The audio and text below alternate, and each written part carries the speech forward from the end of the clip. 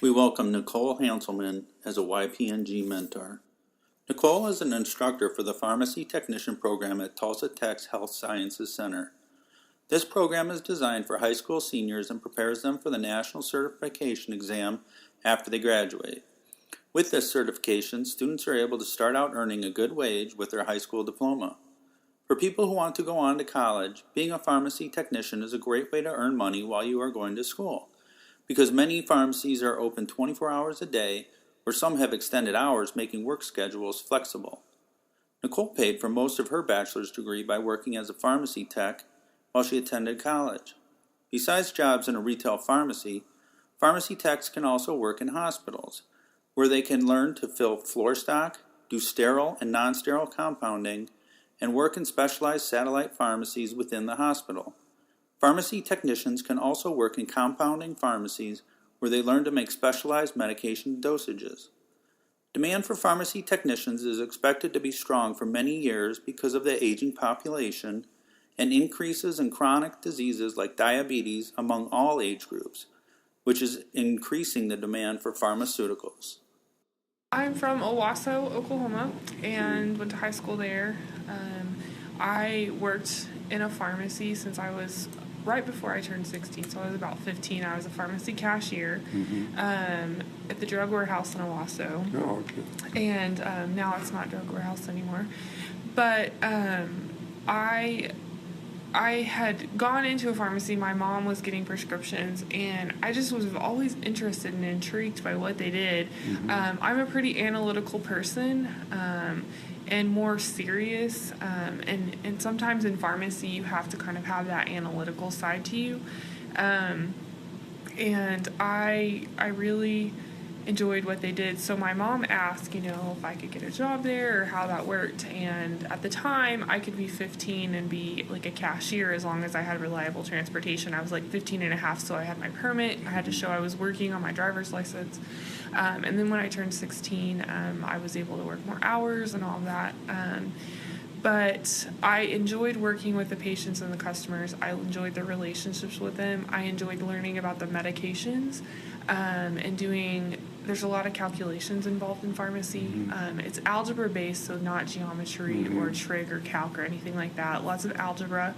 And I enjoyed learning the process. I truly developed a passion for pharmacy. And from there, I went, so when I graduated high school, I was still working at drug warehouse. I'd come home on the weekends while I was in college. I went to college with the intent of becoming a pharmacist, but I later moved on to a big chain pharmacy, and I kind of lost my passion for that. I still enjoyed being a technician, but I didn't see myself having a career dealing with the stressful situations. Pharmacy tends to be very stressful if you're working in retail. At that time, while I was in college, I went to college at Southwestern Weatherford with the intent to become a pharmacist. It's one of the pharmacy schools that you can go to in Oklahoma to become a pharmacist. I ended up getting a degree in biological sciences from there. I did traveling and did study abroad while I was there, and I kind of realized that I wanted to help people, so I thought about med school and I thought about PA school, and none of it really worked out for me. It just wasn't where I needed to be. That wasn't my thing. Anyway, so I still had a passion for being a pharmacy tech, so I decided to stay doing that, and worked in a hospital where I did IV compounding, and I also did general compounding as well. At my particular Walgreens that I worked at, they did compounding, and I got to do some just general compounding, like making creams, lotions, ointments, and things like that. So I got a well-rounded pharmacy career, and honestly, I kind of fell into this job. I was working as an assistant manager at Walgreens. I was very burnt out. My hours were very long, and I ended up becoming a pharmacy. I applied for the job and got it, and ever since I've really enjoyed it. But there's a lot of different career fields that you can choose in pharmacy, and this was just the one that I ended up choosing for my career. What else can I add in there? I worked my way through college as a pharmacy tech. Okay. That was the great thing, is there's always pharmacies can be open 24 hours. There's always hours. If you work for a big chain, then you can transfer to different stores. So like even though I was from Owasso, I could work here when I worked at Walgreens. I could work at the Walgreens here, and I could also work at a Walgreens anywhere in Oklahoma City, Weatherford, Elk City, anywhere that they needed help. So I always had a job, and at the time I made really good money for my career. Where most of my friends were making, minimum wage, I was making double minimum wage. And I was able to pay for a lot of my college without student loans by doing that. And I could work, if there were weeks where I had finals and things like that, I could work, no hours, and then the next week I could work 40 hours. There was always time. I mostly had to say no to jobs before I said yes, because there were so many options. Now, did you, to be a pharmacy tech and get to there, did you have to be certified at some point? I mean, you just did that through experience working at the Yes. Walgreens? Okay, so that's what's actually changed. In Oklahoma, it's not required to be nationally certified. Okay. You go get a job. You have to have a high school diploma or GED. You go and get a job at a pharmacy, and they will do like a little apprenticeship. They sign off that they're going to train you. You take like a little 25-question law test, and then you can be a state certified pharmacy technician. To be nationally certified, there's 2 different exams offered. One's through NHA, National Healthcare Association. Okay. The other one is through the PTCB, the Pharmacy Technician Certification Board. And that exam is most recognized and most recommended. Now, what's that one again? Pharmacy Technician Certification Board. Okay.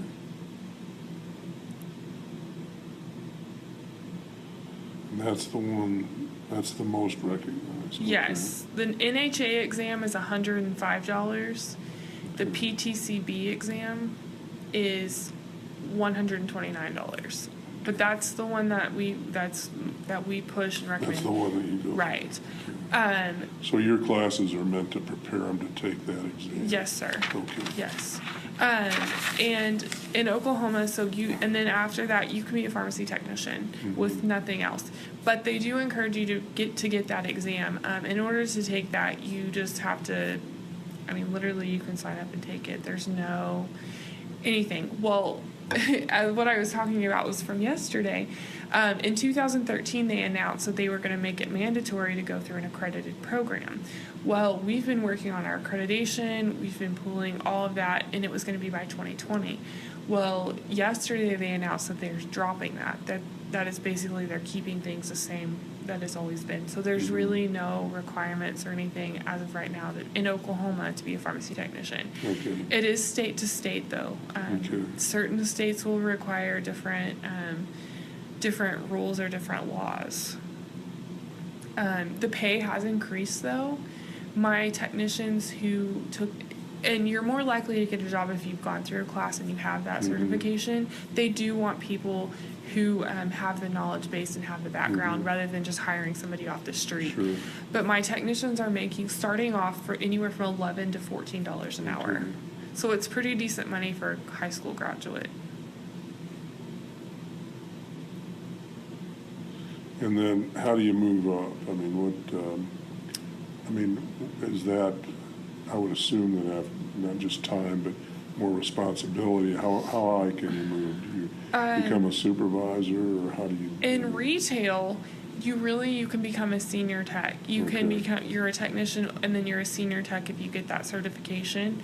And that would allow you to do a little bit more responsibility. You start getting like bonuses based on how many prescriptions you're filling, so you can get a pay increase that way. At a hospital and certain compounding pharmacies, there's more opportunities to move up. At a hospital, you can become a purchasing technician. You can be a research technician. There's also like a satellite pharmacy technician where you're working like specialty with like chemo. You'd also be working with infants and neonatal pharmacy.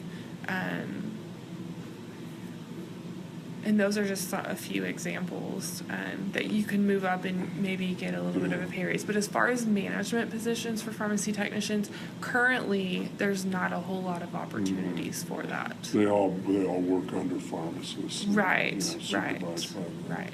And then you can, if you wanted to profile being a pharmacy technician educator, you do have to have your certification. They prefer you to have a degree, of associates or bachelor's in some sort of science or education. So we're really sad to see that go away yesterday when they announced it, like the mandatory taking a class. But we're hoping it will be reinstated very shortly. It's kind of a step back for us. That's kind of the nature of pharmacy, is it's very old-fashioned. So when kids are in high school, when do they have to be a high school graduate to apply for your program?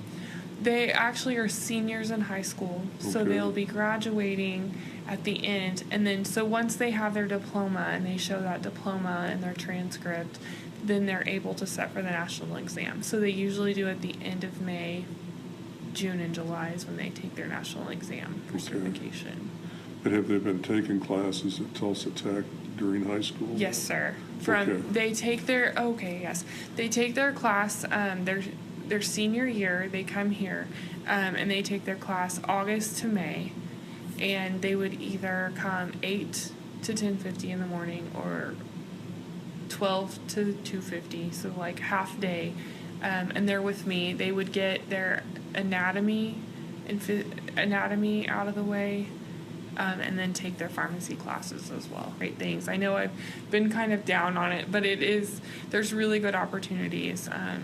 Also with Walgreens, working for the big chains, you can start your 401k right out of high school.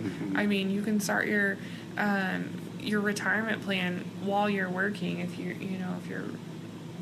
and I started mine when I was about, I think it was like 19 or 20, while I was in college still. So that was really nice. Also, kids who want to go to pharmacy school, if they decide they want to, if they've worked for a company for so long, they'll help them pay for some of their college. Oh, that's great. Yeah, some of the bigger chain companies will do that. Yeah, I can see what you're saying.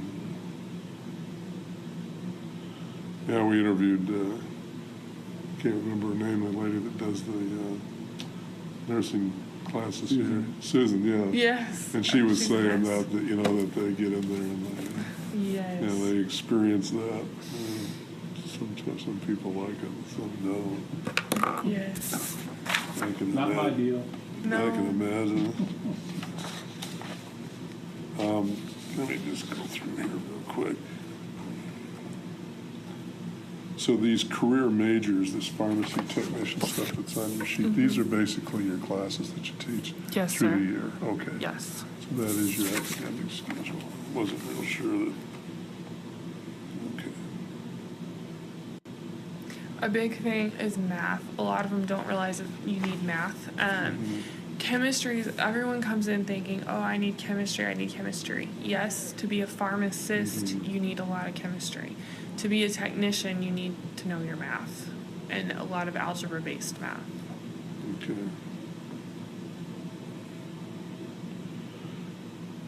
You have a lot of people start this that need remedial help. I mean, how good do the kids come in as far as their algebra and stuff goes from the public schools? This year has been really good, but that's not normal.